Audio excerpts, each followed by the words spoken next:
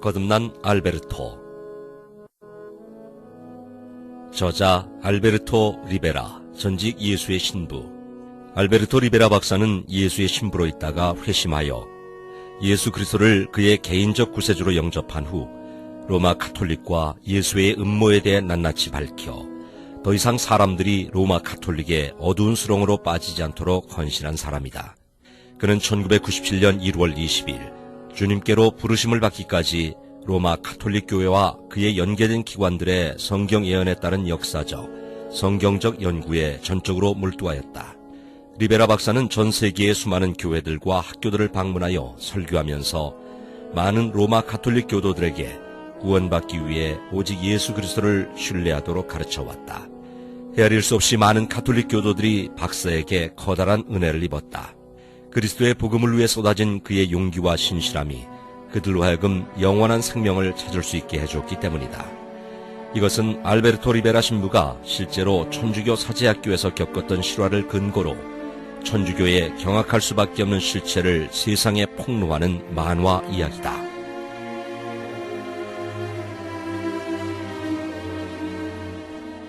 1942년 스페인. 아브라함 신부님, 오늘은 제가 태어나서 가장 행복한 날입니다. 내 아들이 신부님이 되는 공부를 시작하다니. 그래요, 리베라 부인. 이 위대한 부르심에 걸맞게 아드님을 잘 준비시켰습니다. 자, 알베르토, 저길 보렴. 저곳이 신학교란다. 보이니? 네, 아브라함 신부님, 보여요. 알베르토한테 세례를 베푼 제가 이제 이 아이한테 이 문을 열어주는 기쁨까지 누리는군요. 알베르토야, 들어가자. 싫어. 난 안 들어갈 거야. 집에 갈래. 엄마, 제발. 싫어. 엄마, 제발. 싫어. 알베르토야, 이러지 마. 안 가면 안 돼. 꼭 들어가야 돼. 아니, 애가 갑자기 왜 이럴까요? 저도 모르겠어요. 알베르토는 7살의 나이에 신학교에 들어갔다.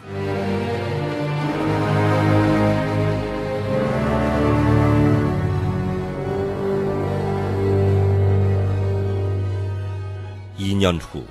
신부님, 새 여자분이 알베르토 형제를 데리러 오셨습니다. 어머니가 돌아가시게 됐답니다. 그분들이 누구시죠? 알베르토의 할머니와 두 이모님이십니다. 들어오시라고 하세요. 알베르토를 불러오시고요. 의사가 여러분을 보냈습니까? 네, 신부님. 한시가 급합니다. 엄마가 굉장히 아파요. 죽기 전에 엄마를 보려면 서둘러야 한다고 의사 선생님께서 그러셨어요. 알베르토가 곧 이리로 올 겁니다. 알베르토 형제, 친척분들이 형제를 집에 데려가려고 오셨다. 어머니가 위독하시단다. 뭐라고요, 신부님? 안 돼요. 신부님, 안 돼요. 전 집으로 돌아가지 않을 거예요. 여기가 내 집이고 여기가 내 가족이 있어요. 교회가 내 어머니라고요. 예수의 신부들의 엄한 교육으로 알베르토는 완전히 바뀌어버렸다. 예수회는 가톨릭 교회 안에서 가장 엄격한 사제들의 단체. 알베르토, 한 가지 묻겠다. 고개를 들고 나를 봐라. 알베르토는 신부님이 되려고 여기 왔지? 네, 신부님.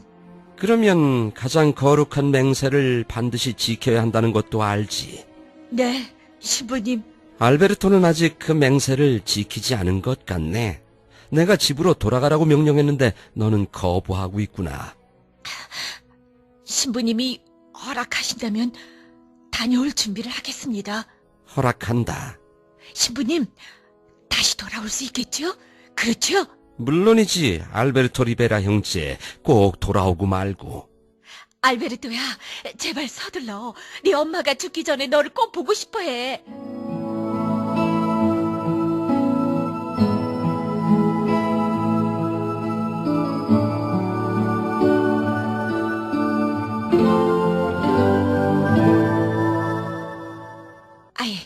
왜 리베라 부인의 방을 이쪽으로 옮겼죠?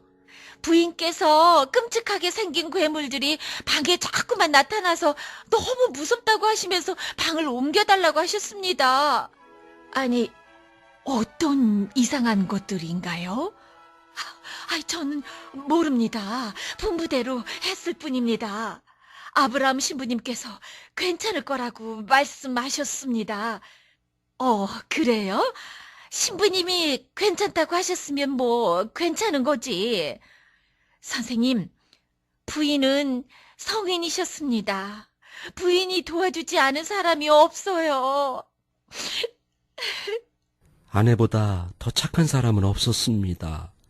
아내는 성모 마리아님과 성모님의 교회에 완전히 헌신했었지요.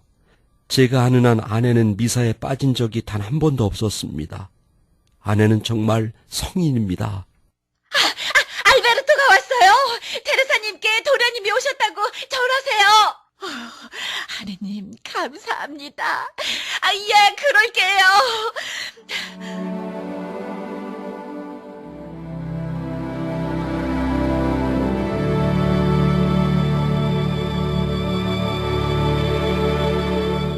알베르토, 내 아들, 내 신부님, 알베르토, 엄마는 무섭구나. 난 죽기 싫단다. 제발 이 엄마를 도와다오. 난 무섭다. 네가 엄마를 좀 도와주렴. 복되신 동정녀 마리아님께 날 위해 기도해다오. 알베르토, 기도해줘. 예수님의 성심에도 기도했었는데 아직 내 혼에 응답이 없구나.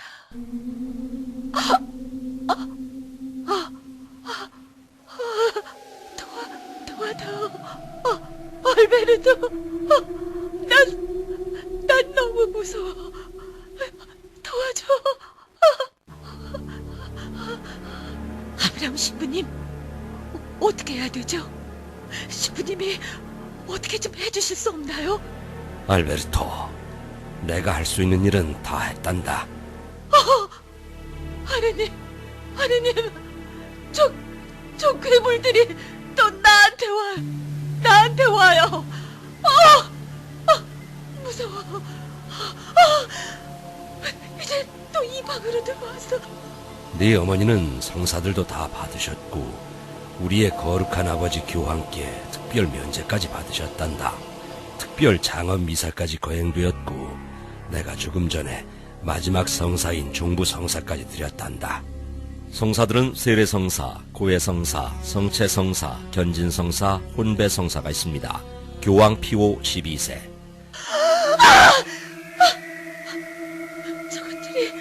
저것들이 안 보이니?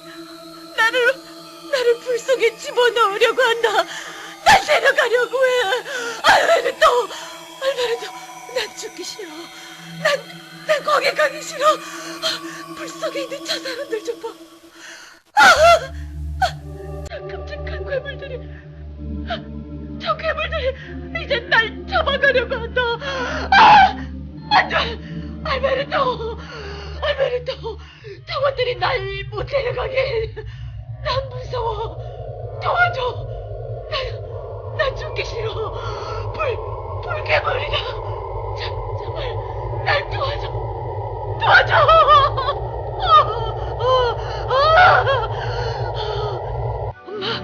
엄마, 가지 마세요. 엄마. 어머니는 가셨단다, 알베르토. 테레사 로메라 리베라는 33세의 나이에 숨을 거두었다.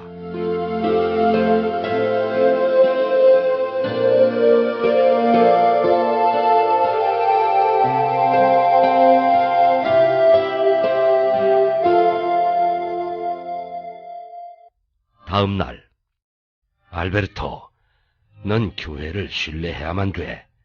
내가 너한테 세례까지 주었는데 나를 믿지 않는 게냐? 장례식이 끝나고 나면 그때 나한테 다시 얘기를 하겠지. 잘 가거라, 내 아들아. 난 신부님의 아들이 아니에요. 전부 다 거짓말이야. 성사는 어머니를 하나도 도와주지 못했어. 교회는 어머니가 정말로 도움과 위로가 필요했을 때 하나도 도움이 못했다고. 아브라함 신부님도 거짓말쟁이가 분명해.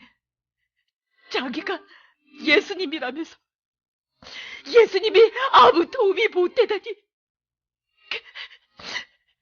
답답해 미치겠어. 이젠 아무것도 믿지 않을 거야. 가톨릭 교리에 의하면 서품된 신부는 죄를 용서하고 미사를 집전하는 두 가지 권세를 갖는데, 이러한 가톨릭 교회의 가르침은 사실상 그를 예수님의 위치에 두는 것이다. 장례식 후에 아브라함 신부님이 거짓말을 한 걸까?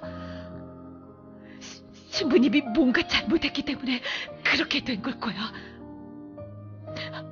엄마, 내가 신부가 되면 답을 찾아볼게요.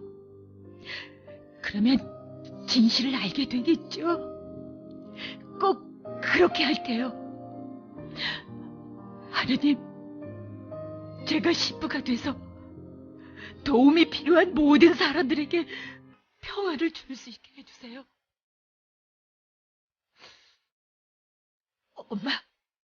엄마를 위해서 전 학교에 돌아갈게요. 신부님이 돼서 엄마한테 돌아올 거예요. 그러면 엄마는 자랑스럽고 행복하실 거예요. 안녕, 엄마.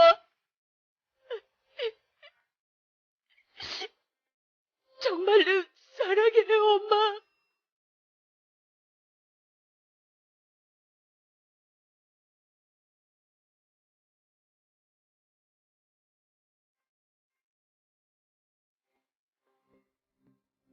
그로부터 한참 뒤 1979년 샌디에고.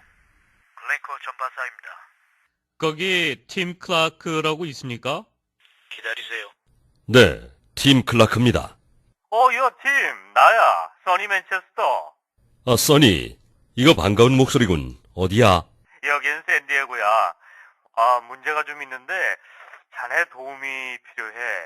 좀 도와줄 수 있어? 물론이지. 무슨 일인데? 내가 아는 어떤 분이 사고가 나서 며칠 동안 묵으실 곳이 필요한데, 문제 없어. 우리 집에서 필요한 때까지 계시면 돼. 고맙네. 난 오늘 밤에 시카고로 돌아가야 되는데, 이분을 혼자 둘 수가 없거든. 아주 특별한 분이야. 그럼 6시 30분까지 집으로 갈게. 좋아, 써니. 이렇게 다시 만나게 되니 정말 반가운걸? 그런데 그분 성함은 뭔가? 알베르토 리베라 박사님이시여.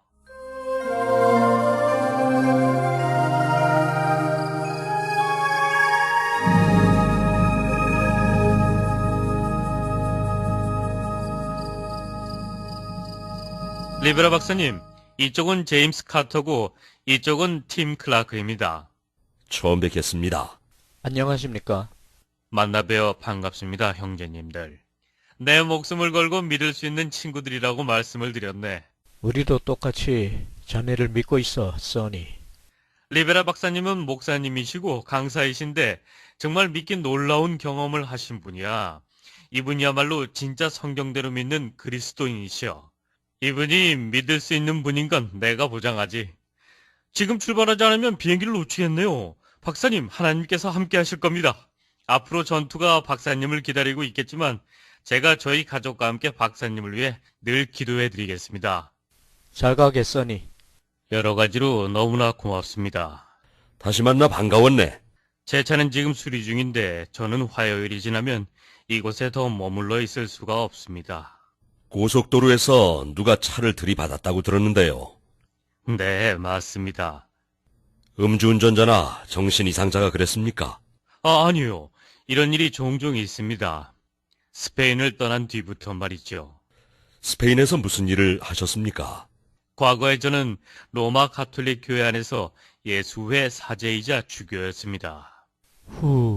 이건 놀라운 얘긴데. 예수회는 가톨릭 교회의 모든 계급 중에서 제일 높은 조직이 아닙니까? 그렇죠. 예수회는 1541년에 이그나티우스 로욜라라는 사람이 창설했습니다. 그들의 목적은 단 하나, 개신교의 확산을 막는 것이었죠. 개신교는 로마 카톨릭 교회의 가르침에 항거한 사람들이다. 예수의 회원들은 과거에 국가의 두뇌들이었고 왕의 고문관이었으며 정부를 좌지우지했습니다. 그들은 지금도 그렇게 하고 있습니다. 로마 카톨릭이 세운 여러 대학에서 가르치고 있는 사람들이 바로 그들입니다. 예수의 회원들은 여러분이 상상하는 것 이상으로 막강한 권력을 쥐고 있습니다. 여기에 대해 더 자세히 말씀해 주시죠, 박사님. 알베르토 형제라고 불러주십시오. 그러죠, 형제님. 예수의 회원들은 도대체 몇 명이나 됩니까? 약 10만 2천 명입니다. 여기에는 사제들이 아닌 회원들도 포함된다. 그들은 교황에게 전적으로 헌신한 사람들이란 말이죠. 아니요. 네? 교황은 바티칸의 우두머리 아닌가요? 배후에서 조종하는 인물은 따로 있습니다. 믿을 수 없군요. 그게 누굽니까? 바티칸은 로마에 있는 로마 카톨릭 체제의 총본부이다. 바티칸 내에서 이건 상식에 속하는 얘기죠. 그 사람은 바로 예수회의 총수이며 검은 교황으로 알려져 있습니다. 검다니, 흑인이란 말씀입니까? 아니요. 그는 백인입니다. 하지만 검은 옷을 입고 있죠. 바티칸에서 진짜 권세는 그 사람이 쥐고 있습니다. 겉다르고 속다르란 말이 있죠. 로마 가톨릭이라는 종교 체계는 믿지 못할 일들로 가득 차 있습니다. 고위 계급으로 올라가면 올라갈수록 저를 번민케 하는 일들이 많았죠. 86%의 가톨릭 사제들이 예수의 사제들을 포함해서 정신치료를 받고 있는 이유가 바로 거기에 있다고 저는 생각합니다. 형제님, 처음부터 하나하나 말씀해 주실 수 있습니까? 네, 물론이죠. 제 믿음을 처음으로 흔들리게 했던 일은 제 어머님의 죽음이었던 것으로 기억이 됩니다. 어머님은 가톨릭 교회에 완전히 헌신적이셨고 사제들을 전적으로 믿었기 때문에 교회의 가르침을 한 번도 의심해 본 적이 없었습니다. 어머님께서 비명을 지르며 구원받지 못한 채 죽음을 맞이하셨을 때 어머님의 얼굴은 공포로 가득 차 있었습니다. 같이 있던 신부님은 자신이 할 수 있는 일은 다 해놓으라고 말했습니다. 결국 어머님은 구원받지 못하고 가셨죠. 그때 저는 그것이 신부님의 잘못이라고 생각했죠. 그래서 내가 신부가 되면 진리를 찾겠노라고 맹세했습니다. 어머님의 죽음은 내 믿음을 뿌리채 흔드는 첫 번째 사건이었습니다. 그 다음 저를 몹시 괴롭혔던 일은 학교 기숙사에서 어느 날 밤에 일어난 일이었죠. 막 잠이 들었는데 누가 내 침대에 들어와 제게 입을 맞추기 시작하는 것이었습니다. 이 도대 당장 나가지 못해? 아우, 교장 신부님, 이 녀석 좀 보세요. 내 코가 부러졌다. 이게 무슨 짓들이야? 신부님, 알베르토가 내 코를 쳤어요. 신부님, 저 녀석이 내 침대에 들어와서 나한테 키스하고 또 나가! 이 방에 있는 사람들 다 나가! 알베르토는 여기 남고. 부끄러운 줄 알아야지, 알베르토. 어서 무릎을 꿇고 고백해. 무릎 꿇고 너희 죄를 고백하라니까. 하지만 신부님, 그 녀석이 내 침대에 들어왔다니까요. 무슨 말씀인지 모르겠네요. 도대체 죄가 뭐죠? 알베르토, 너의 죄는 그가 너에게 사랑을 주었고 그것은 하나님의 사랑인데 그것을 거절한 것이야. 놀랍게도 동성연애는 전혀 문제시되지 않았던 것입니다. 시간이 흐름에 따라 저는 가톨릭 체제 안의 사제에서부터 추기경에 이르기까지 동성연애가 만연한 것을 알게 됐습니다. 불의한 자는 하나님의 나라를 상속받지 못한다는 것을 너희가 알지 못하느냐. 속지 말라. 음행하는 자들이나 우상 숭배하는 자들이나 간음하는 자들이나 여자처럼 행세하는 자들이나 남자 동성 연애자들이나 하나님의 나라를 상속받지 못하리라. 고린도전서 6장 9절로 10절. 로마 가톨릭 체제가 사제들과 수녀들에게 결혼을 허락하지 않은 것은 엄청난 문제를 야기하게 되었습니다. 제가 고해실에 있을 때 많은 수녀들이 자기가 동성연애자임을 고백하는가 하면 사제들과 성적 관계를 가졌다고 고백했죠. 끊임없는 욕구불만을 가져오게 된 것이군요. 맞습니다, 형제님. 박사님, 지나가다가 들은 얘기지만 인부들이 가톨릭 교회 소유의 토지를 파내려다가 비밀 매장 장소가 있는 것을 발견했는데 그곳에서 아기들의 유골이 발견되었다고 들었습니다. 아마 임신하게 된 수녀들의 아기였겠지요. 그것이 근거가 있는 이야기입니까? 네, 그것은 사실입니다. 1934년경 스페인의 세비야에서 일어났던 일이죠. 1932년 마드리드에서도 같은 것이 발견됐고 스페인 북부의 바스크 지역에서도 같은 일이 있었습니다. 아스나르 대통령 정부와 마누엘 아사나는 전국의 모든 사원과 수녀원, 로마 가톨릭 학교와 교회 건물을 조사하라는 지시를 내렸습니다. 스페인과 로마에서 다음과 같은 매장지가 많이 발견됐죠. 1936년에는 스페인 내의 가톨릭 신자들이 분노해서 이러한 터널이 많은 교회 건물을 습격하고 파괴하는 일이 일어났습니다. 수녀원에서 터널을 거쳐 아기들의 시체가 발견됐고 사녀들의 사원에서 터널을 거쳐 아기들의 시체가 많이 발견됐습니다. 정부기관 소속 의사들은 아기들의 시신을 조사한 결과 대부분의 아기들은 질식사했다고 발표했죠. 그런데도 불구하고 로마 가톨릭 교회가 낙태를 금하는 것은 모순이 아니겠습니까? 사제들이 없으면 로마 가톨릭 교회는 존속할 수가 없게 되어 있습니다. 어째서입니까?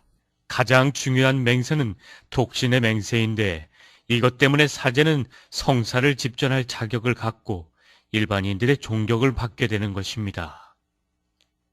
사제들이 독신으로 지내기 때문에 하나님께서는 그들에게 다른 사람들보다 더 큰 은총을 베푸신다고 그들은 주장합니다. 성관계를 결코 갖지 않는 것을 말한다. 모든 사제들이 결혼을 한다면 가톨릭 체제 자체가 무너뜨리게 되는 것입니다. 가톨릭 법에 따르면 교황의 자리에 앉을 수 있는 사람은 오직 사제들 중에 한 사람이어야 하기 때문입니다. 교황이 없는 가톨릭 교회란 있을 수 없는 일이죠. 교황은 세상의 통치자라고 그들은 말합니다. 이것은 AD 420년경에 로마 가톨릭 저술자인 어거스틴이 처음으로 주장한 것이죠. 라틴어로 된 그의 저서에는 이 내용이 분명히 들어 있습니다. 이 사실을 대중에게 은폐시키기 위해 새로운 판본에서는 이 부분이 삭제됐어요. 교황은 태양이요 우주의 통치자이다. 땅의 정부들인 달은 그의 영광을 반사한다. 땅은 그에게 굴복하는 온 백성이다. 어거스틴이 말한 것을 요약하면 하나님께서 교황에게 지상에서 예수 그리스도와 동일한 권세를 주셨기 때문에 교육, 정치, 경제, 심지어 군사력을 동원하여 모든 국가와 온 인류를 비밀리에 조종할 수 있다는 것이다. 학교에서 있었던 또 한 가지 일이 저에게 충격을 주었습니다. 그때 제가 아마 16살이었는데 선생님은 베드로가 최초의 교황이었다고 가르치고 있었죠. 그때 했던 질문 때문에 저는 큰 낭패를 당하게 되었습니다. 알베르토, 일어나. 지금 뭐라고 했지? 그 질문이 사실상 교황에게 도전하는 것인 줄 저는 꿈에도 몰랐던 것입니다. 사도 베드로가 최초의 교황이었음을 증명하기 위해 교사는 시몬 베드로가 로마 가톨릭 교회의 기초가 된 반석이라고 말했죠. 어떻게 사도 베드로가 교회의 기초인 반석이 될 수 있습니까? 이해가 가지 않습니다. 라틴어와 헬라어에는 시몬이 모래라는 뜻이고 베드로가 작은 돌을 뜻한다고 말씀하시지 않았습니까? 그 반석은 예수님이 아닐까요? 고대 아람어 성경에는 분명하게 검증되어 있단 말이다. 그 사본이 오늘날 존재하지는 않지만 자네한테 질문해도 된다고 허락한 적이 없는데, 알베르토. 제발 조금만 더 말씀드리게 해주세요. 예수님이 이 반석 위에 내 교회를 세우겠노라라고 말씀하셨으니까 베드로가 그 반석이 될 수는 없습니다. 그 바로 후에 예수님께서 베드로를 사탄이라고 부르시기 때문이죠. 마태복음 16장 23절 말씀 참조. 나가. 교실 밖에 나가 있어. 너 지금 어떻게 됐구나. 넌 지금 이단자처럼 말하고 공산주의자처럼 말하고 있어. 밖에 나가서 기다려. 교황 또는 로마 가톨릭의 가르침과 일치하지 않는 모든 사람을 말한다. 2시간 후에 난 내가 무엇을 잘못했기 때문에 내 사무실로 부른 게 아니야. 내가 말한 것이 아주 위험한 것이기 때문에 널 부른 거다. 제가 뭘 했는데요? 왜 저한테 이단자라고 하셨죠? 나 자신을 보호하기 위해서 그렇게 할 수밖에 없었다.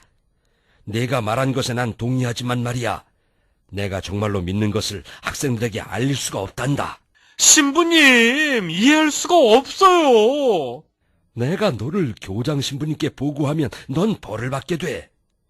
네가 한 행동은 아주 위험한 거야. 아주 많이. 입 밖에 내서는 결코 안 되는 일들이 많이 있다는 것을 너도 언젠가는 깨닫게 될 게다. 어쨌든 난 경고했다. 이제 가보렴. 성경을 읽는 것은 허락되지 않았습니다. 교사들만이 성경을 사용할 수 있었죠. 그런데 어느 날 나보다 어린 한 학생이 내 손에 신약 성경을 쥐어주는 것이었습니다. 이게 뭐지? 이건 생사가 걸린 문제예요. 선배님, 읽어보세요. 빨리 가봐야 해요. 그럼 이만. 저는 두려웠습니다. 그 책에는 첫 번째 페이지에 로마 가톨릭 교회의 공식적인 승인을 나타내는 표가 없었습니다. 그냥 버릴까 생각도 했었죠. 읽다가 걸리면 이단으로 정죄받기 때문이었죠. 그래서 일단 숨겨두었습니다. 이 표는 절대 반박할 수 없는 교황의 표시이다. 그 후 3년 동안 밤마다 이불을 뒤집어 쓰고 손전등을 비추면서 성경을 읽었기 때문에 이렇게 시력을 버리게 됐죠. 베드로가 결혼했다는 사실을 발견했을 때 어떠셨나요? 기절할 뻔했죠. 예수께서 베드로 집에 오셔서 그의 아내의 모친이 열병으로 누워있는 것을 보시고 그 여인의 손을 만지시니 열병이 떠나가고 여인이 일어나 그들을 섬기더라. 마태복음 8장 14절, 15절 말씀, 누가복음 4장 38절, 39절에도 같은 내용이 나온다.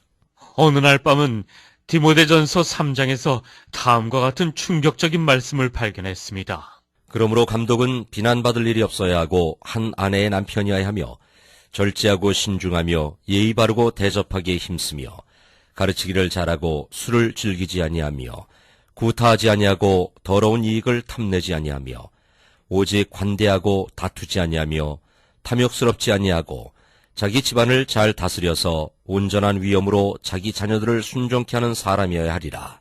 사람이 자기 집안을 다스릴 줄 모르면 어떻게 그가 하나님의 교회를 돌볼 수 있으리요.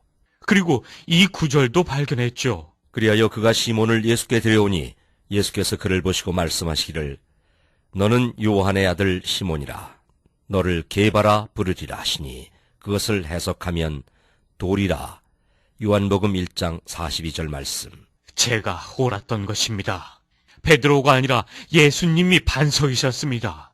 참고 로마 가톨릭 제자나 교리에 대한 자세한 내용은 히슬롭저서 2개의 바빌론과 치니키저 로마 교회 50년을 볼 것. 이때쯤 저는 종교재판의 역사를 공부하고 있었죠. 그 강의를 통해 저는 개신교도들을 더욱 증오하게 되었죠. 하지만 어떤 사건은 너무 잔인하다고 느꼈습니다. 얼마 후면 제가 개신교 교회들을 전복시키기 위한 일종의 스파이로 훈련받게 될 줄은 꿈에도 몰랐죠. 종교재판소는 역사상 전례 없는 잔인함과 막강한 권세를 보인 가장 끔찍한 기구입니다. 로마 가톨릭 교회는 1200년부터 시작해서 모두 6800만 명의 희생자를 냈습니다. 종교재판은 도미니칸 수도승들로 이루어진 종교관청에서 관할했죠. 그러나 그들을 배후에서 조종하는 사람들은 예수회 회원들이었습니다. 종교 관청의 손길이 미치는 곳마다 공포의 그림자가 드리워졌습니다. 아무도 안전하지 못했죠. 오늘날 로마 가톨릭 교회는 종교 재판에 대한 역사를 은닉하느라 애쓰고 있으며 이 주제로 다룬 책들은 모두 도서관에서 조용히 사라져버렸다. 결국 종교 재판은 오늘날 완전하게 은폐된 비밀이 되었다. 윌더저, 바티칸의 미면, 존더 반사관 153조, 도미니크라는 이름의 사제가 창설한 단체. 교회사 시간에 교사들은 종교 재판 때 실제로 오고 갔던 대화의 기록을 읽어주곤 했습니다. 여러분이 사제가 되면 종교 재판에 대한 질문에 답변해야 할 것입니다.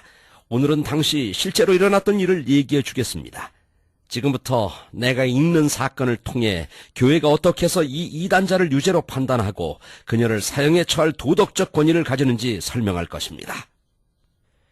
1559년 5월 21일 성경대로 믿는 그리스도인들이 가정집에 모여 주님께 예배를 드리고 있었는데 이 일이 종교관청에 보고되자 사형에 처할 중죄로 간주되었다. 중단하라. 종교관청이 이름으로 명한다. 이단자들을 잡아라. 마귀를 숭배하는 놈들. 이건 마녀 집회야. 그분은 도나 이사벨라 부인이십니다. 제발 부인을 도와주세요. 그분은 백작 부인이에요. 필립 왕의 사촌이시라고요. 하! 이단자는 무슨 백작 부인이건 공주건 왕이건 상관없어. 이단은 이단일 뿐이야. 하나님은 이단자의 아기는 보호하지 않는다. 그 아기도 자라면 이단이 될 테니까 여자를 끌고 가시오. 판사와 배심원들은 하나님을 대신하는 자리에 앉아있다. 그들에게 불복종하는 것은 하나님께 도전하는 행위였다. 너 이단자야. 네가 믿는 것을 포기하고 회개하겠느냐? 아니요. 어떻게 내 구주를 부인할 수 있겠습니까? 저의 죄를 위해 십자가에서 돌아가신 그분을 어떻게 부인할 수 있겠습니까? 제게 생명을 주신 분을 어떻게 부인할 수 있겠습니까? 여러분이 제 몸을 죽이고 저를 말살시킨다 할지라도 영원토록 저의 유일한 소망이 되신 그분을 어떻게 부인한단 말입니까? 여러분, 저는 거짓말을 하지 않습니다. 진리를 배웠기 때문입니다. 마녀를 사형에 처하노라. 이 거짓말쟁이. 진리가 무엇이냐? 우리에게 말해라. 마녀야, 고백해. 무슨 진리의 말이냐? 진정 진리를 알기 원하십니까? 하나님께 그분을 알게 해달라고 기도하십시오.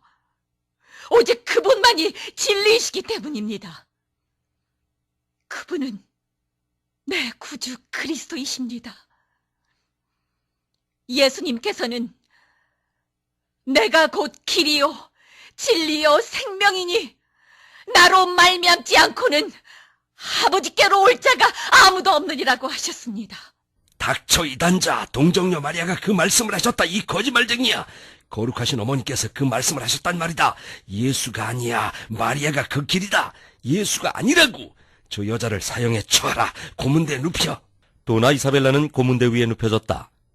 물이 한 방울씩 목 안으로 떨어지면서 둥시에 날카로운 천을 목구멍에서 위장까지 서서히 들어가게 했다.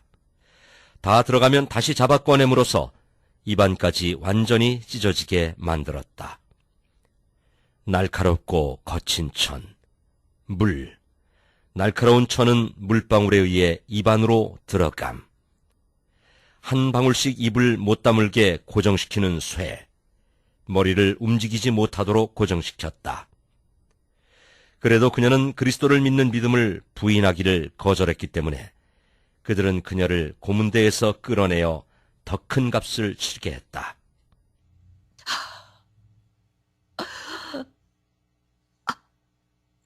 사랑하는 예수님, 저희를 집으로 데려가게 해주세요. 하나님의 영광을 위하여 마녀를 불태워라. 더러운 이단자 마녀. 그렇게 해서 도나 이사벨라는 피에 젖은 옷을 입은 채 불길 속에서 죽어갔고 사랑하는 구주의 팔에 안겨서 얼굴도 보지 못하고 고문대 위에서 먼저 죽은 자신의 아기를 만나러 하늘로 올라갔다. 역사적 사실은 자신의 사촌인 도나 이사벨라의 화형식을 보기 위해 참석한 필립 왕은 처형 광경을 즐겼다고 한다. 하나님께서 우리의 믿음을 보호하시고 교회를 구원하시기 위해 어떤 일을 하셨는지 알겠지요? 네, 신부님. 형제님, 그것이 잘못된 재판이었다는 것을 알았습니다. 너무나 혼란스러워서 악몽까지 꾸곤 했죠. 그러면서도 개신교도들을 여전히 증오했습니다. 개신교도들이 우리의 원수라고 굳게 믿었으니까요. 그래서 예수회에서는 저를 개신교회에 스파이로 침투시켜서 교회를 파괴시키게 했던 겁니다. 자신의 정체를 숨긴 채 어떤 단체에 몰래 들어가는 것을 말한다. 저는 14살 때 개신교와 이단에 대한 강의를 들었습니다. A. 감독교회, 하나님의 교회, 감리교, 루터교. B. 제7일 안식일 예수재림교, 나사렛파, 그리스도의 교회. C. 플리모스 형제단, 오순절파, 침례교, 복음주의 연합. D. 선교사 연합, 하나님의 성회, 몰몬교, 여호와의 증인. E. 이슬람교, 콥트교, 그리스 정교. 알베르토, 네가 일하게 될 곳은 이 네 단체들이다. 플리머스 형제단, 오순절파 침례교, 복음주의 연합. 저는 수백 개의 교회와 조직에 침투하는 임무를 맡게 되었지요. 1550년경 예수의 회원들은 모든 종교와 교파에 침투하기 시작했습니다. 그들은 오늘날에도 그와 똑같은 일을 전보다 더욱 교활한 방법, 즉 에큐메니칼 운동과 은사주의 운동, 그리고 일부 근본주의 교회들을 통해서 하고 있습니다. 플리어스 형제단에 성공적으로 침투한 사제들이 우리에게 다비, 스코필드, 켈리 등이 쓴 책을 넘겨주었고 우리는 그들의 세대주의 도표를 공부했죠. 이것이 요한계시록의 7교회들입니다. 우리는 심지어 형제단에서 하는 예배 형식을 실습하기도 했습니다. 주의 날에 어떻게 빵을 떼는지까지 말이죠. 우리들이 준비되었다고 판단되면 그들은 침투할 교회에 주소를 줍니다. 그리고 그리스도를 영접한 것처럼 행세하는 그런 법도 교육받죠. 하나님의 성애들의 주소는 어떻게 입수할 수 있었습니까? 스페인에서 공인된 유일한 종교는 로마 가톨릭입니다. 각 교구의 사제들은 회원 명단을 가지고 있는데 누군가가 미사 때 나오지 않으면 비밀 경찰을 통지합니다. 경찰은 그들을 미행해서 지하 교회를 찾아내곤 하죠. 교인들의 자녀들과 놀아주는 법도 배웁니다. 그러다가 주위에 아무도 없으면 아이들에게 여러 가지를 물어 정보를 캐내기도 합니다. 어머나, 아유, 고마워요, 알베르토 형제님. 그뿐 아니라 저녁 식사에 초대되면 숙녀에게는 꽃을 선사해야 된다는 것도 배우지요. 여성들에게는 대단히 예절 바르게 행동하고 항상 문을 열어줘야 한다는 것도 말이죠. 여성과 단둘이 있을 때는 상대방이 너무나 아름답고 매력적이라고 부추겨야 한다는 것도 배웠습니다. 가족 중 누군가 죽었을 때는 동정심을 한껏 보여줌으로써 마음을 얻고 중대한 위기를 겪고 있을 때 역시 지대한 관심을 보임으로써 환심을 사야 한다는 것도 배웠죠. 가장 흥미로운 부분은 로마 가톨릭 교회가 기독교가 아니라고 공개적으로 가르치는 목사를 파멸시키고 그 교회를 분열시키는 일이었습니다. 로마 가톨릭 신자들이 그리스도인이 아니라고 말하는 목사들은 모두 우리의 표적이 되었죠. 제가 파멸시킨 교회들이 스페인에서만 적어도 19개나 됩니다. 너희들을 체포한다. 한 번은 경찰이 급습할 때 저도 일부러 같이 체포돼서 이단자로 신문에 이름이 난 적이 있죠. 그 교회 목사는 저를 신실하고 믿을 만한 그리스도인이라고 적은 추천서까지 써주었습니다. 그 목사는 교회를 습격하고 투옥시킨 장본인이 바로 저라는 것을 알 턱이 없었던 거죠. 그때가 저는 17살이었습니다. 그 목사의 추천서 덕분에 저는 베네수엘라에 있는 침례교회의 회원이 되었습니다. 예수회는 저를 그 교회에 침투시킨 뒤 코스타리카에 있는 더 큰 초교파 신학교에 가게 됐죠. 제 임무는 목사와 교회와 신학교를 모두 전복시키는 것이었습니다. 또 될 수 있는 대로 많은 이름을 뽑아내서 로마의 바티칸으로 보내는 것이었습니다. 이름은 무엇하려고요? 종교관청이 소지한 거대한 컴퓨터에 모두 입력하기 위해서죠. 잠깐만요. 과거에 종교재판을 주관했던 종교관청이 아직도 활동 중이란 말씀인가요? 물론입니다. 그 컴퓨터 안에는 로마 가톨릭 신자들을 비롯해서 전 세계의 모든 개신교 목사들과 교회 회원들의 이름이 다 들어 있습니다. 그 정보가 미래에 악용될 것으로 보십니까? 물론이죠. 로마가 세우려고 계획 중인 거대한 세계 교회에 대적한다면 그렇게 될 것입니다. 또 가톨릭 체제 안에서도 로마 가톨릭 은사주의 운동에 반대하는 사람들도 죽임을 당할 것입니다. 세계교회란 로마 가톨릭 교회가 모든 개신교 교회를 자신들의 권세하에 둠으로써 세워질 교회이다. 그렇다면 현대판 종교재판이 되겠군요. 그렇습니다. 로마 가톨릭 교호는 계시록 17장의 큰 창녀입니다. 대환란 때 땅 위에 남겨진 사람들 중 저 그리스도에게 타협하지 않은 사람들은 가톨릭 교회에게 죽임을 당할 것입니다. 즉, 검은 미사 때 제물로 바쳐지는 것이죠. 계시록 17장 5절부터 6절. 그녀의 이마에 한 이름이 기록되어 있는데 신비라, 큰 바벨론이라, 땅의 창녀들과 가증한 것들의 어미라고 하였더라. 또 내가 보니 그 여자가 성도들의 피와 예수의 순교자들의 피에 취하였더라. 주 예수여, 속히 오시옵소서. 네, 그분께서는 지체하지 않으실 것입니다. 다시 베네수엘라 침례교회를 파괴시켰던 얘기로 돌아가기로 하죠. 그 교회의 절반은 로마 가톨릭 교회도 기독교라고 믿었습니다. 저는 그들에게 이렇게 말하곤 했죠. 물론입니다. 저희 친척 중에 가톨릭 교회에 다니는 사람들이 많이 있는데 주님을 참으로 사랑하는 사람들입니다. 다들 구원받은 그리스도인들이에요. 천주교는 분명히 기독교입니다. 그렇게 믿지 않는 사람들은 엄청난 분열만 야기시키고 그리스도의 몸에 상처를 주는 것입니다. 가톨릭 신자들을 공격하는 설교를 들은 많은 성도들의 믿음이 파괴되는 것을 봤어요. 온갖 혼란과 왜곡, 불일치만 가져올 뿐이에요. 그래서는 안 됩니다. 우리는 사랑을 전파해야 합니다. 모두 예수의 회원들의 상투어이다. 많이 들어보지 않았는가? 주의할 것은 하나님께서 참된 그리스도의 몸을 하나로 만드셨으며 그것은 결코 나누어지지 않는다. 고린도전서 12장 24절 25절을 볼 것. 한편 목사와 목사를 지지하는 사람들에게는 이렇게 말했습니다. 네, 목사님 맞습니다. 로마 가톨릭은 결코 기독교가 아닙니다. 스페인에 있을 때 제가 그들한테 박해까지 받았죠. 그들은 그리스도인들을 증오한다고요. 사랑하는 저희 목사님은 아직도 감옥에 계시죠.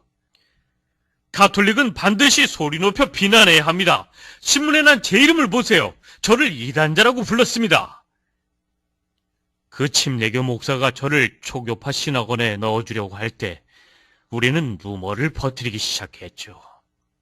목사가 18살짜리 소녀와 불륜의 관계를 맺고 있다는 내용이었습니다. 그 소녀는 가톨릭에서 심어놓은 함정이었죠. 그녀는 목사를 반대하는 집사들에게 목사와 음행하였다고 털어놓았습니다. 목사는 아무 죄도 없었죠. 하지만 아내에게 이혼을 당했고 교회는 파괴됐습니다. 저는 다음 임무 수행에 착수했습니다. 형제님, 그 얘기를 시작하기 전에 묻고 싶은데요. 결코 타협하려 들지 않는 강력한 하나님의 사람을 파괴시키려는 음모가 아예 세워져 있는 것입니까? 네, 다음과 같은 3가지 방법이 주로 사용되죠. 첫째로, 신뢰를 떨어뜨린다. 둘째로, 소외시킨다. 셋째로는 여러 수단을 통해 죽인다. 이렇게 첫 번째 방법은 그에 대한 거짓말을 퍼뜨려서 그의 명성을 떨어뜨리는 것입니다. 그가 말한 것을 왜곡시키거나 국가의 원수로 보이게 만들거나 교회의 일꾼들과 문제를 갖게 만들거나 스캔들을 만들기도 하죠. 여자를 비서로 침투시켜서 정사를 갖게 하는 거죠.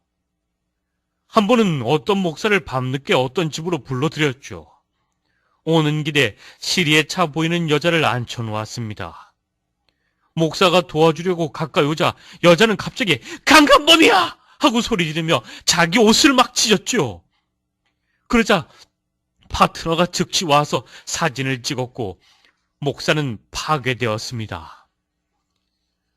정부와 경찰이 사건 조사에 착수했는데 그 이유는 그 목사가 마약 거래나 탈세들 모든 부분에서 아무 혐의도 발견되지 않았기 때문이었습니다. 뒤늦게 그의 결백이 증명되었으나 때는 이미 늦었습니다. 언론은 이미 그가 유죄인 것처럼 보도했기 때문입니다. 목사의 신용을 땅에 떨어뜨리기도 합니다. 그 목사만 빼고 모든 사람이 뒤에서 수군거리죠. 나중에는 오해했음을 인정하고 사과하지만 때는 늦은 겁니다. 이 모든 것은 그를 나쁜 사람으로 보이게 하기 위한 것이죠. 때로는 그의 아내나 자녀들이 음행을 했다는 비밀 전화가 오고 가기도 합니다. 이것들은 목사의 평판을 망치는 방법 중 극히 일부분에 지나지 않지요. 그렇게 해서 목사는 거짓말쟁이, 도둑으로 낙인 찍히는 것입니다. 두 번째 방법으로 목사를 소외시키는 방법은 교회 안에서 목사가 너무 극단적이라는 수군거림이 시작됩니다. 목사는 문제를 일으키는 사람으로 인식되죠. 목사의 입장을 반대하는 사람들은 그가 분열을 일으키는 원수요, 연합을 해치며 하나님의 사랑이 없다고 비판하죠. 그가 가르치는 교회와 믿음은 이상한 것이 되고 맙니다. 그러면 목사는 외톨이가 되는 것입니다. 또 한 가지 거짓말이 퍼집니다. 목사님은 신경쇠약에 걸리셔서 목사님이 하는 말은 하나도 믿을 수가 없어. 이렇게 되면 대부분의 목사들은 포기하고 타협하게 되지요. 그것이 반대를 무릅쓰는 것보다 더 쉬운 일이기 때문이죠. 목사를 사역에서 물러나게 하는데 이 방법이 사용됩니다. 세 번째는 최후의 방법은 죽음입니다. 목사가 하나님의 부르심에 확고하고 다른 목사나 친구, 가족이 주는 모든 압력에도 불구하고 결코 타협하지 않을 때 이상한 일들이 일어납니다. 자사고를 당합니다. 병원에 실려가는데 어떤 간호사가 산소 호흡기를 떼어버리거나 엉뚱한 약을 줍니다. 그 뒤 합병증에 걸려 죽고 맙니다.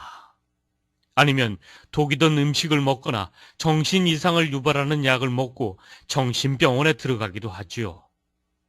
길에서 어떤 사람이 이유 없이 싸움을 걸어와서 으슥한 곳으로 가 칼로 찌르기도 합니다. 또는 계약을 맺은 전문 살인범이 한방 총알로 그를 처치하기도 합니다. 이처럼 우리는 전쟁 중에 있습니다. 참고, 다음과 같은 방법이 사용되기도 한다. 그 목사와 비슷하게 생긴 사람이 목사와 똑같은 이름이 기록된 신분증명서를 가지고 일부러 부도덕한 아내와 살게 하는 것이다. 그렇게 해서 날조된 자료로 목사의 신용과 평판을 망가뜨리는 것이다. 제가 파괴시킨 개신교 신학원은 코스타리카에 있었습니다. 초교파 신학원이었죠. 아리따운 두 여성이 저와 함께 일하도록 지시를 받았습니다. 카톨릭 유스 액션 그룹에서 발탁된 이들은 복음주의를 믿으며 거듭난 성경대로 믿는 그리스도인처럼 행세했습니다. 카르멘은 신학대학에서 저의 여자친구 역할을 맡았죠. 메리의 임무는 목사들을 파괴시키고 학생들 사이에 성적 문란함을 얘기하는 것이었습니다. 저의 반카톨릭 신념을 증명하기 위해 학생들 앞에서 신학대학원에 초청된 예수의 신부들과 함께 논쟁을 하기도 했죠. 그 예수의 신부들은 형제님의 정체를 알고 있었나요? 물론이죠. 다 연극이었습니다. 저는 학교의 모든 정보를 그 신부들에게 보고했고 그 정보는 다시 바티칸에 있는 종교관청으로 들어갔습니다. 남학생과 여학생을 분리하는 학교의 엄격한 규칙을 어김으로써 학생들 사이에 우려를 야기시켰죠. 저는 카르멘과 손을 잡고 다녔던 것입니다. 아니, 도대체 이 학교가 어떻게 돼가는 거죠? 아유, 그러게 말입니다. 여교사들은 선교사들이었고 독신이었습니다. 그들은 경로했죠. 어느 날 밤 카르멘과 저는 계획적으로 여학생 기숙사 정원에서 발각되었습니다. 그때 카르멘은 나이트 가운을 입고 있었죠. 다른 여학생들도 남학생들하고 다 그렇게 하는 거려. 아유, 세상에. 아유, 어떻게 이런 일이? 아유, 참 역겹구만, 역겨워. 이 사건은 신문의 화제거리가 됐습니다. 예수의 신부가 기사거리를 썼죠. 학교는 발칵 뒤집혔고 부패한 신학교로 낙인 찍혔습니다. 저는 건달같이 입고 다녔고 항상 늦게 들어왔습니다. 교사들과 싸우기까지 했고 오히려 그들에게 그리스도인의 사랑이 없다고 큰 소리로 외치기도 했죠. 알베르토, 또 늦었구나. 왜 저만 못 살게 구세요? 왜 항상 저를 핍박하시냐고요? 정말 꼭 신부님같이 말씀하시는데요? 기회가 있을 때마다 저는 가톨릭 교회에 훌륭한 그리스도인들이 많이 있고 기강이 있는 가톨릭 학교가 훨씬 좋다고 말했습니다. 사실을 은폐시키는 일도 없고 스캔들도 없다고 말이죠. 한편 메리는 17명의 학생들을 유혹해서 쫓겨나게 하느라고 바빴습니다. 이제는 목사들을 유혹할 차례였지요. 교인들 간에 서로 껴안고 입맞추는 분위기인 교회에서 목사가 메리를 자주 쳐다보고 그녀가 걸어가는 모습을 훔쳐보는 것을 눈치채기라도 하면 저는 메리에게 그를 파괴시키라고 했습니다. 목사님. 목사님은 너무 멋있어요. 이렇게 해서 3명의 목사가 쓰러졌습니다. 각각 감리교, 오순절교, 은사주의 목사였죠. 우리는 그들에게 반가톨릭적 입장을 버리라고 요구했습니다. 우리의 계획은 성공했습니다. 3 목사 모두 에큐메니즘에 동조하여 하나님의 사랑만을 설교하기 시작했습니다. 로마 가톨릭 신자들이 지옥에 간다는 말을 더 이상 하지 않았습니다. 모두 우리의 지시에 따른 것입니다. 에큐메니즘은 모든 교회가 하나 되는 운동. 이것은 궁극적으로 교회들을 로마 가톨릭 교회와 연합하게 하는 것이다. 신학대학에서 제가 취한 마지막 행동은 학생들을 선동해서 환경 개선을 위해 3일간 단식 투쟁을 하는 것이었습니다. 또 한 번 학교는 언론에 회자되었습니다. 학교는 쓰러지기 직전에 있었고 가톨릭 사제들은 학교 문을 닫으라고 종용하였습니다. 이 학교는 마귀의 도구라는 것이 그들의 주장이었습니다. 알베르토 리베라, 너를 체포한다. 학교 당국에서 저를 국외로 추방하려고 하자 바티칸에서는 스페인 정부를 통해 저를 군대 탈영자로 만들었습니다. 학교에서 제가 예수의 회원이라는 것을 발견하기 전에 저는 그들 앞에서 사라진 것이죠. 흥미로운 사실은 오늘날 이 신학원은 가톨릭 사제들과 함께 긴밀히 협력하고 있는 가운데 완전히 에큐메니칼화 되어버렸다.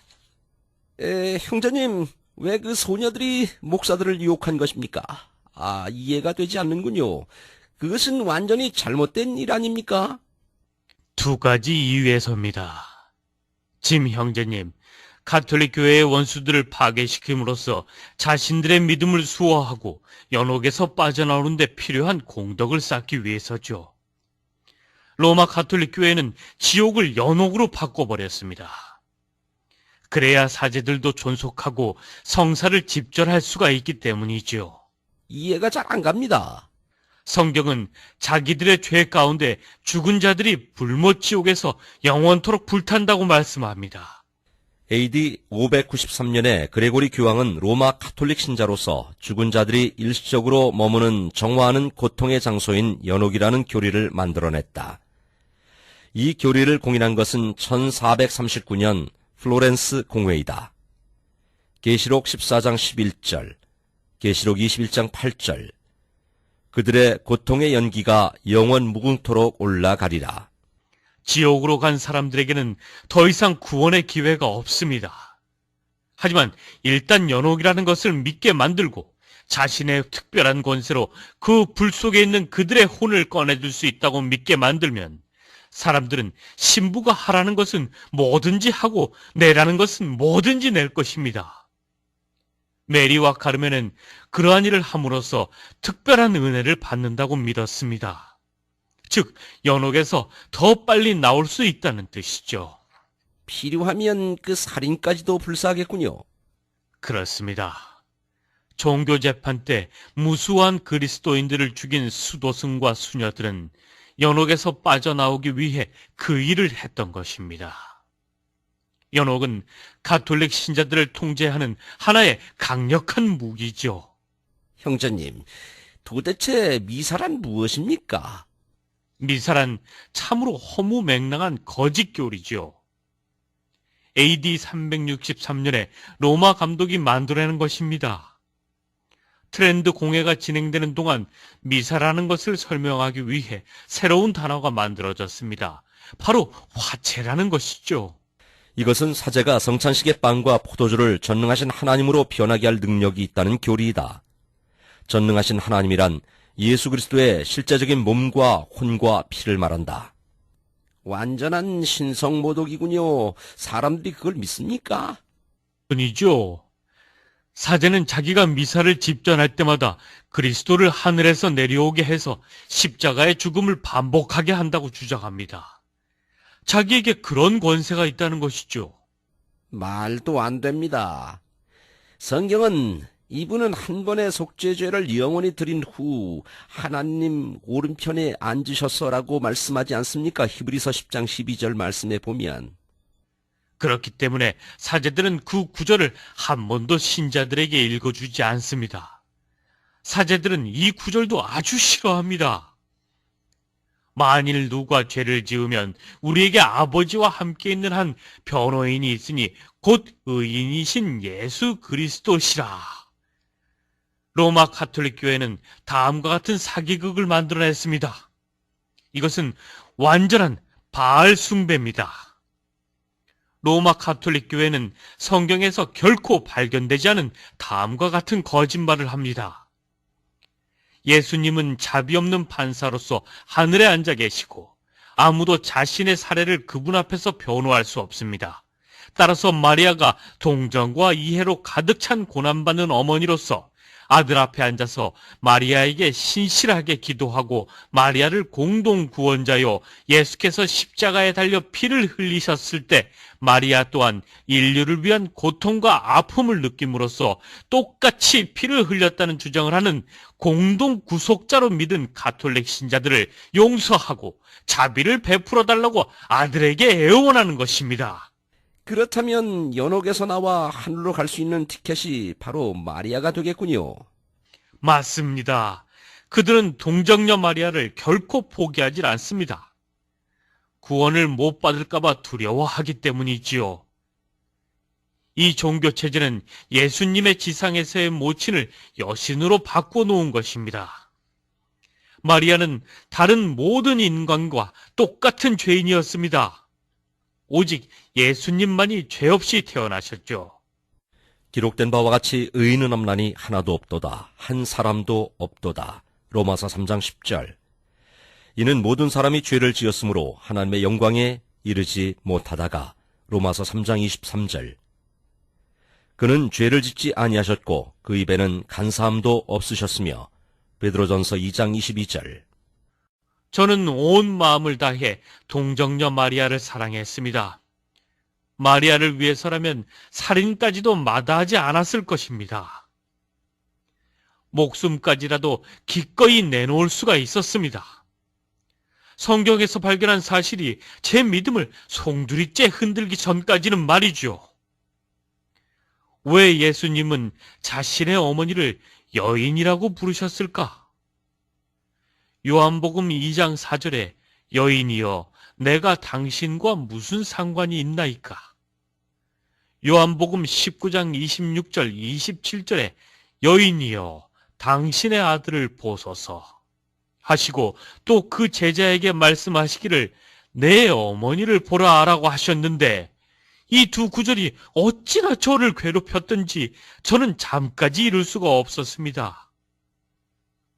한 번은 유대교의 선생인 랍비를 만나 어머니를 그렇게 부르는 것이 괜찮은 것인지 물어보았는데 그의 대답은 부정적이었으며 그것은 불손한 것이라고 말했죠.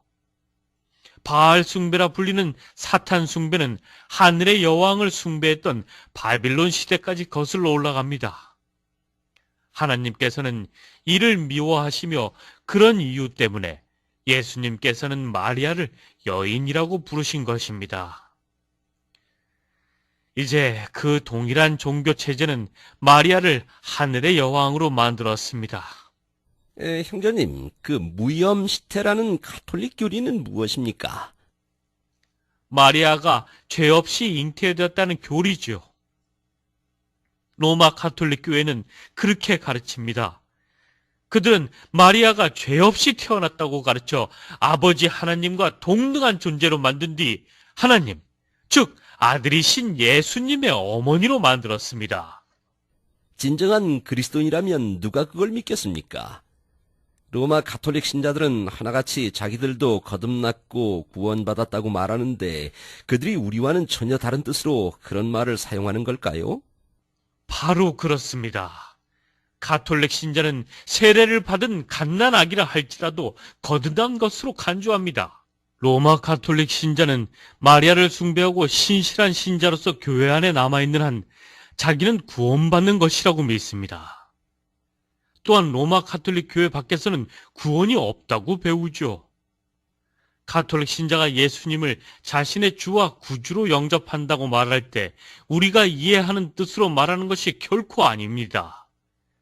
부활하신 구주께서 자기 마음속에 거주하신다는 뜻이 아니라 사제가 미사를 집전할 때 성체를 받아 먹을 때마다 예수님을 영접한다는 뜻입니다. 게다가 그들은 예수님의 진짜 살과 피를 먹고 마신다고 믿습니다.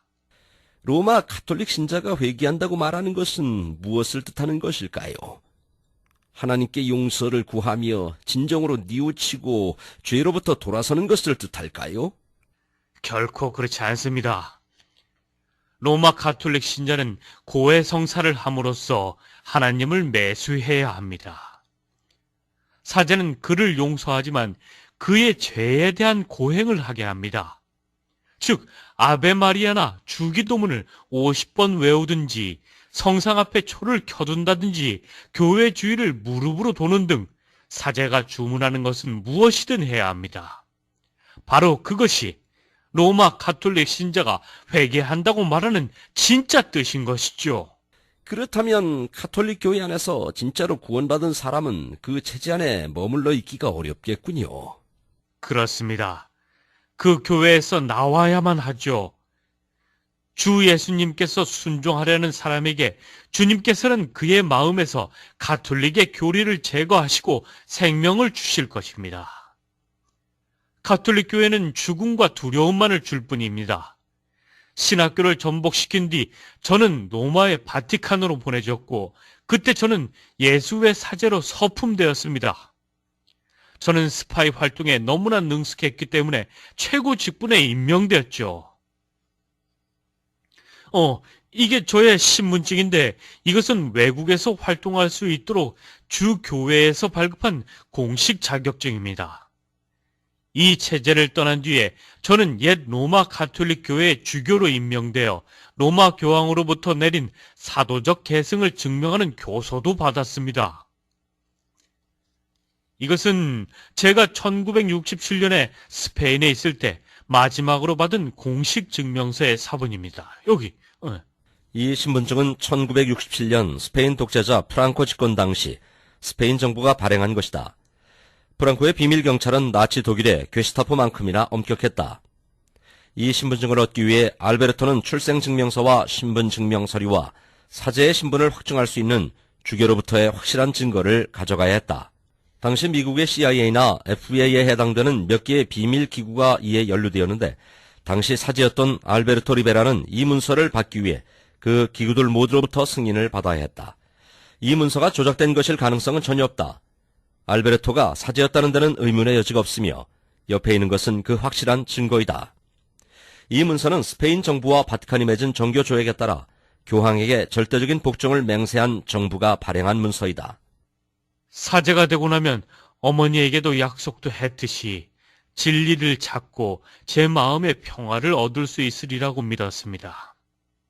그러나 저는 더 비참해졌죠. 예수의 체제에서 더 높은 계급으로 올라가면 올라갈수록 그 체제가 얼마나 부패했는지를 보게 되기 때문입니다. 한 번은 스페인 북부에 있는 예수의 수도원에서 고위급 사제들끼리 비밀리에 전전하는 검은 미사에 참석한 적이 있죠. 제가 고위급 사제의 반지에 입맞추기 위해 무릎을 꿇었는데 피를 얼려 만든 반지에 그려진 상징을 보게 되었습니다. 그것은 메이슨 조직의 상징이었죠. 바로 우리가 증오하고 싸워야 할 적이라고 철저히 배운 대상이었습니다. 모든 게 무너지기 시작했습니다. 배후에서 로마의 바티칸을 실제적으로 조종하고 있는 검은 교황, 그 예수의 총재도 사실은 메이슨 조직의 일원이며 스페인 공산당 당원이라는 사실을 알게 되었습니다. 예수 외의 총재가 런던의 일루미나티와 긴밀하게 연결되었다는 사실을 발견하고는 머리가 빙빙 도는 것만 같았습니다. 형제님, 이건 엄청난 사실이군요. 저는 몇 주간 알았습니다. 맞서 싸우라고 명령받은 모든 대상들이 꼭대기로 올라가 보면 다 서로 연결되어 있었던 것입니다. 예수의 창시자인 이그나티우스 로욜라는 일룸브라도스의 회원이었는데 그 뜻은 계몽된 자로서 오늘날의 일루미나티이다.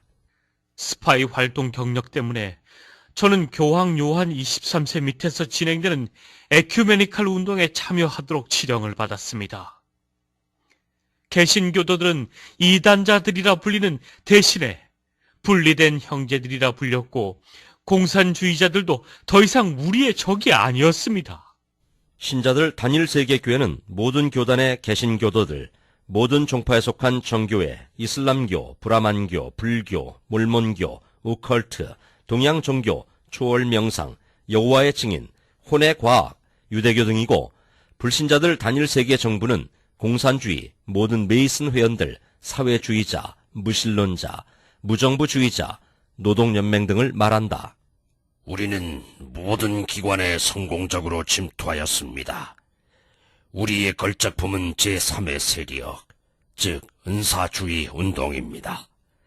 이것은 로마로 향하는 단이며 개신교도들은 두 팔 벌리고 우리를 환영하였습니다. 우리 비밀요원들의 공적으로 우리는 기독교 TV와 출판계에 조용히 침투할 수 있었으며 우리는 교사요 목사이며 복음주의자들로서 인정받게 되었습니다. 우리는 우리 모두를 하나로 모아주는 사람과 연합만을 외치고 있습니다. 지금 우리는 부흥하고 있습니다. 그들이 처음으로 침투한 개신교 단체는 제7일 안식일 예수 재림교회와 순복음 실업인 협회입니다. 그 다음은 침례교, 감리교, 장로교, 루터교, 심지어 몰몬교, 여호와의 증인까지도 하나씩 침투해 들어갔죠. 그 다음 순서는 신학교, 대학교, 종합대학이었습니다. 예수의 회원들이 가톨릭, 유스 액션, 마리아의 군대, 콜럼부스 기사단에게 명령을 내리면 그들은 훌륭하게 일을 해내곤 합니다. 이제 이 단체들은 가톨릭에 대해서 침묵하거나 가톨릭도 기독교라고 주장하고 있죠. 그들은 타협을 통해 정복하고 있습니다. 거의 모든 개신교 목사들이 공격적으로 로마를 대적해서 말하기를 두려워하고 있습니다. 만일 그렇게 했다가는 그들 교회에 심어놓은 요원들이 위에서 내린 지령에 따라 그 교회를 공격하게 됐죠. 이것은 주 예수님께서 다시 오시기 전에 일어날 것이라고 성경이 경고한 바로 그 엄청난 배교입니다. 아무도 어떤 모양으로든지 너희를 미혹하지 못하게 하라. 이는 먼저 배교하는 일이 이르지 않고 또 죄의 사람 곧 멸망의 아들이 나타나지 않고서는 그날이 오지 아니함이니라. 데살로니가 후서 2장 3절 말씀. 계시록 17장의 큰 장면은 로마 가톨릭 체제입니다. 성경은 가톨릭 체제가 마지막 날들에 어마어마한 권력을 갖게 되지만 결국에는 멸망할 것이라고 예언합니다. 계시록의 창녀의 기만성은 폭로되었습니다. 그녀와 조약을 맺은 세계 지도자들은 그녀로부터 돌아섬으로써 하나님의 뜻은 이루어질 것입니다. 그녀가 불로써 태워질 때 하늘에는 큰 기쁨이 있을 것이라고 성경은 말합니다. 당시에 저의 내면은 완전히 파괴되었습니다. 시리에 빠진 저는 신경 안정제를 복용하고 있었죠. 한 번은 과테말라에서 라틴계 개신교 지도자들과 가톨릭 신자들이 모인 에큐메니칼 집회에서 연설을 하기로 되어 있었습니다. 줄잡아 5만 명이 스타디움에 모여 있었는데 그때 저는 용서받을 수 없는 죄를 지었습니다. 로마의 정체를 폭로해버렸던 것입니다. 1965년 과테말라. 제가 죽어 있는데 어떻게 여러분에게 생명을 전파할 수 있겠습니까?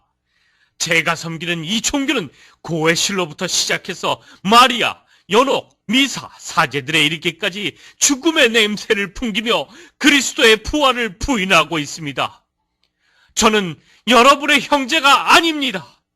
여러분을 속여왔고 비밀리에 침투해서 여러분의 교회들을 파괴시켜온 제가 어떻게 생명에 대해 얘기할 수 있겠습니까?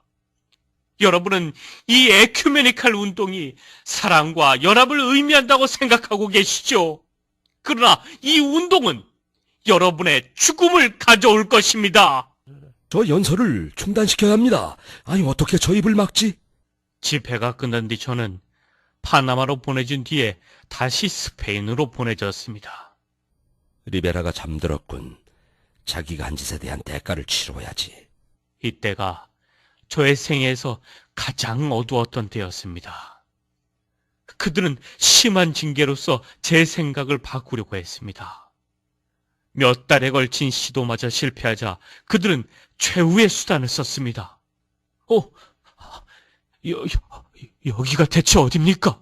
너처럼 돌아버린 시체들이 돌아오는 비밀 장소다. 오, 하나님. 종교관청은 제가 정신 이상으로 이단이 되었다고 판결했죠. 리베라, 네가 한 말을 취소하고 공개적으로 자백해. 로마 가톨릭만이 유일한 참된 교회야. 다 나쁜 놈들이야. 다 꼴도 보기 싫어. 그들은 저를 독방에 감금하고 며칠 동안 물과 음식을 주지 않았습니다. 그리고 수백 개의 문서에 사인하고 심리학적인 질문에 대답하게 만들었지요. 밤에는 과다하게 약물을 복용하게 했습니다. 잠도 자지 못한 저는 몹시 아팠고 완전히 지친 상태였죠. 잔인한 신문이 2주 동안 계속되었고 완전히 기력을 잃은 저는 신문자들에게 말했습니다.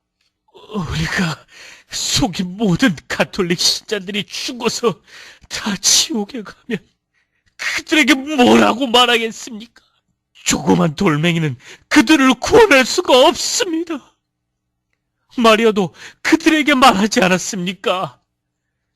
그가 너희에게 무엇을 말씀하시든지 그대로 행하라. 성경이 증명하고 있지 않습니까? 당신들은 하나님을 위해서 살인하고 있다고 생각하지만 사실은 마귀를 위해서 하는 거야. 당신들이 마귀의 자식들이기 때문이야. 입 닥쳐라, 리베라. 너는 개신 교도처럼 말하고 있어. 내가 마귀주 누가 마귀야. 너는 우리의 복되신 어머니 동정녀 마리아께 대한 우리의 믿음을 파괴시키려고 하고 있어. 난 이 찬란 내 목을 자를 수도 있어, 리베라.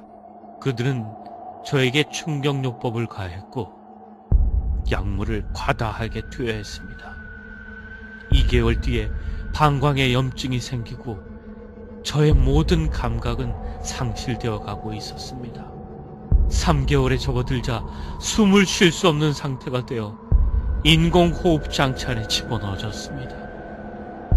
어머니의 죽음을 다시 보는 것 같았죠. 어머니와 똑같은 경험을 할 것이라고 생각했습니다. 공포가 저를 뒤덮었고 저는 지옥으로 가고 있음을 알았습니다. 그러나 암흑 같던 바로 그 시간에 주 예수님께서 제게 오셔서 이 성경 구절로 저에게 생명을 주셨습니다. 그때 예수께서 자기를 믿은 그 유대인들에게 말씀하시기를 너희가 내 말에 거하면 내 제자가 되고 진리를 알게 되리니 그 진리가 너희를 자유롭게 하리라고 하시더라. 요한복음 8장 31절부터 32절. 저는 예수님께 용서를 구했습니다.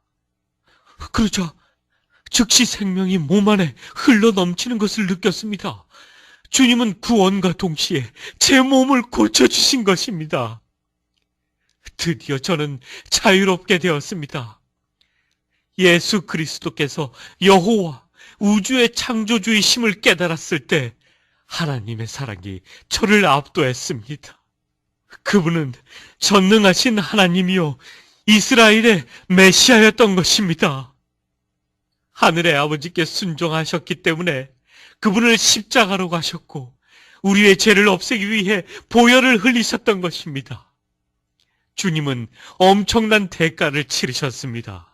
하나님께서 세상을 이처럼 사랑하셔서 그의 독생자를 주셨으니 이는 그를 믿는 자마다 멸망치 않고 영생을 얻게 하려 하심이라. 요한복음 3장 16절 말씀. 3일 후에 예수님께서는 죽은 자들로부터 살아나셨으며 현재 하늘에서 아버지 우편에 앉아 계십니다. 이제 우리는 더 이상 고해실에 가서 사제들에게 죄를 고할 필요가 없습니다. 히브리서 4장 14절부터 16절. 우리에게는 위대한 대제사장 곧 하늘로 올라가신 하나님의 아들 예수께서 계시므로 우리는 우리의 고백을 굳게 붙들어야 하리라. 이는 우리의 대제사장은 우리의 연약함을 동정할 수 없는 분이 아니요 모든 점에서 우리와 마찬가지로 시험을 받으셨지만 죄는 없으신 분이기 때문이라. 그러므로 우리가 은혜의 보좌로 담대히 나아가자. 이는 우리가 자비를 얻고 필요한 때에 도우시는 은혜를 발견하기 위함이라. 성경은 말씀합니다. 요한일서 1장 9절. 우리가 우리 죄를 자백하면 그는 신실하시고 의로우셔서 우리 죄들을 용서하시며 모든 불의에서 우리를 깨끗하게 하시느니라. 따라서 우리는 예수님께로 곧장 나아갈 수 있는 것입니다. 인공호흡 장치에서 기어나온 저는 몸에 달려있는 튜브를 모두 빼어냈습니다. 인공호흡 장치에서 누가 꺼내주었지? 예수님께서 하셨습니다. 그분이 제게 생명을 주셨습니다. 도저히 믿을 수가 없네. 일주일 후에 저는 풀려났습니다. 믿을 수 없는 일이었죠. 그들은 저 혼자만 마드리드로 보냈습니다. 리베라 신부님, 예. 거기서 저를 기다리고 있었던 것은 바티칸 감시원으로 보낸 예수의 신부였습니다. 그들이 가장 신임하는 인물이었죠. 그는 제 입장을 혐오했습니다. 며칠 동안 그는 가능한 모든 예수회식 방법을 동원해서 다시 교황을 섬기도록 저를 설득했습니다. 반대로 저는 제가 어떻게 구원을 받았는지와 성경의 진리를 계속해서 그에게 보여주었죠. 결국 하나님의 말씀이 그의 마음에 역사하셨습니다. 놀랍게도 그는 내게 여권을 주었고 스페인을 떠나는 데 필요한 모든 서류를 구비해 주었습니다. 알베르토, 당장 이 감옥을 떠나고 다시는 돌아오지 마세요. 그리스도께서 형제의 길을 밝혀주셨음을 믿습니다. 그분을 따라가세요. 그리고 저를 위해 기도해 주세요. 편지는 하지 말고 그냥 기도만 해주세요. 그날 밤 저는 주머니에 40센트만 달랑 가지고 스페인을 떠났습니다. 파산한 상태로 가톨릭을 떠나는 것이었죠. 형제님, 교회 내에서 예수의 침투를 막는 동시에 로마 가톨릭 신자들을 그리스도께로 인도하려면 목사들이 어떻게 해야 하겠습니까? 목사들은 강단에서 성경의 진리대로 선포할 용기를 가져야 합니다. 로마 가톨릭 신자들은 그리스도인이 아니며 로마 가톨릭 교회는 기독교가 아니라고 말합니다. 가장 말하기 어려운 사실은 로마 가톨릭의 교리대로 믿다가 죽은 신자들이 연옥이나 하늘나라에 가는 것이 아니라 지옥에 간다는 것입니다. 그들은 자기들의 죄를 씻기 위해 그리스도와 그분께서 흘리신 보혈을 믿는 것이 아니라 가톨릭 교회를 믿기 때문입니다. 그러나 누가 그런 말을 하라고 하겠습니까? 전 합니다. 그들을 사랑하기 때문이죠. 또 내가 들으니 하늘에서 다른 음성이 나서 말하기를 나의 백성들아 그녀에게서 나오라.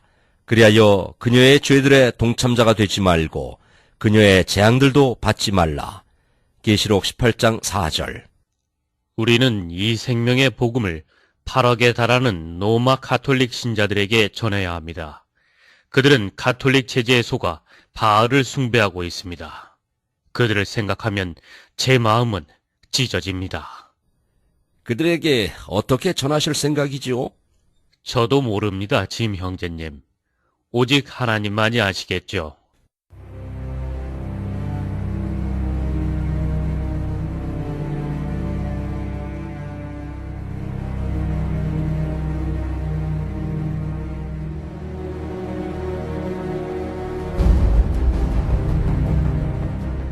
지금은 타협과 두려움의 시대입니다.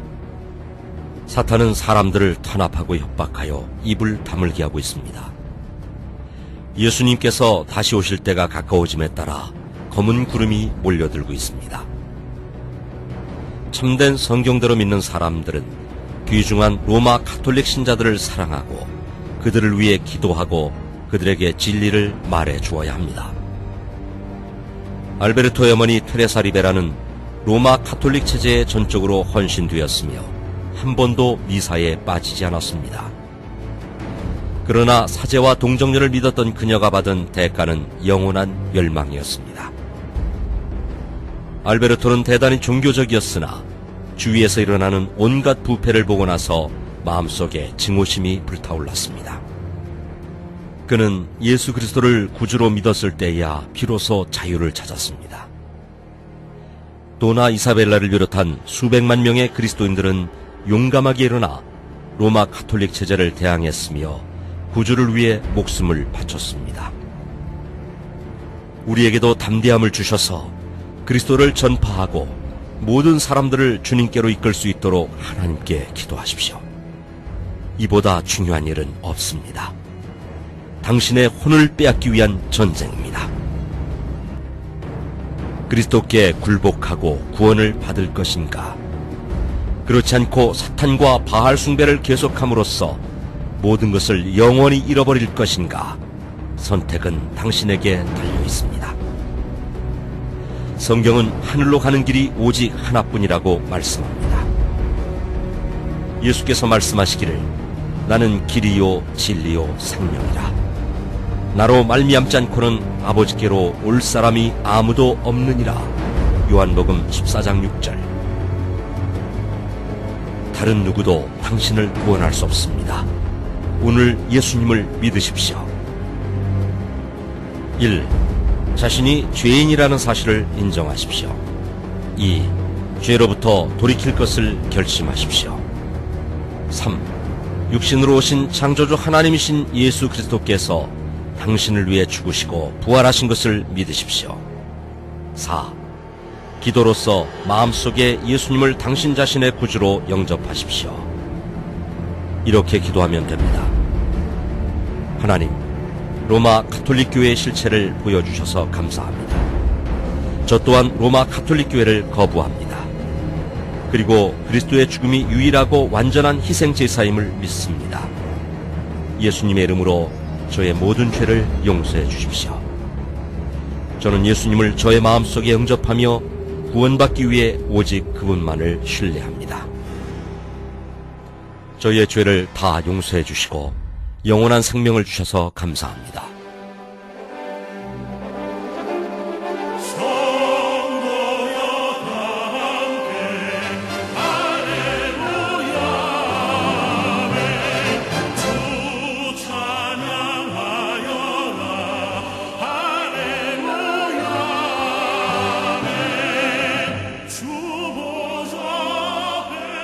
당신은 조금 전에 예수 그리스도를 자신의 구주로 영접했습니까?